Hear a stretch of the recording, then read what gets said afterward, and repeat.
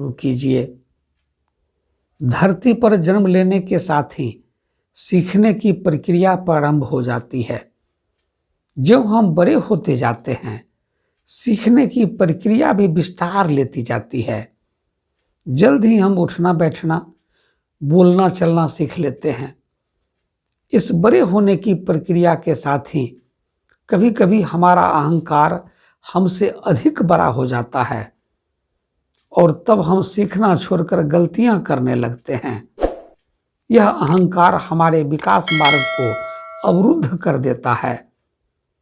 इस बात की चर्चा करते हुए मुझे एक वाकया याद आ रहा है, जिसकी चर्चा यहाँ करना अच्छा होगा। एक बार की बात है, रूस के ओस्पेस्की नाम के एक महान विचारक एक बार संत गुरजीएफ से मिलने उनके घर गए। दोनों में विभिन्न विषयों पर चर्चा होने लगी।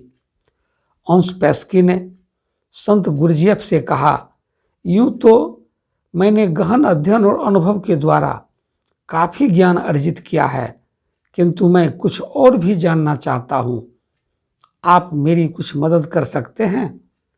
गुरजीएफ को मालूम था कि ओस्पेस्की अपने विषय के प्रकांड विद्वान हैं, जिसका उन्हें थोड़ा घमंड भी है। अतः सीधी बात करने से कोई काम नहीं बनेगा।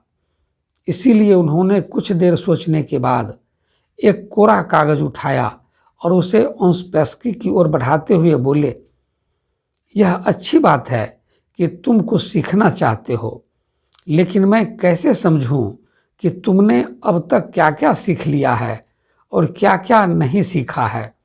अतः तुम ऐसा करो कि जो कुछ नहीं जानते हो और जो कुछ जानते हो, इन दोनों के बारे में इस कागज पर लिख दो। जो तुम पहले से जानते हो उसके बारे में चर्चा करना व्यर्थ है, और जो तुम जानते नहीं हो उस पर ही चर्चा करना ठीक रहेगा। बात एकदम सरल थी, लेकिन ओस्पेस्की के लिए कुछ मुश्किल था। उनका ज्ञानी होने का अभिमान धूल-धूसरित हो गया। ओस्पेस्की आत्मा और परमात्मा जैसे विषय के बारे में बहुत कुछ जानते थे, लेकिन तत्व स्वरूप और भेद अभेद के बारे में उन्होंने सोचा तक नहीं था। गुरजीएफ की बात सुनकर वे सोच में पड़ गए। काफी देर सोचने के बाद भी जब उन्हें कुछ समझ में नहीं आया, तो उन्होंने वह कोरा कागज ज्यों का त्यों गुरजीएफ के थमा दिया और बोले, श्रीमान, मैं तो कुछ भी नहीं जानता।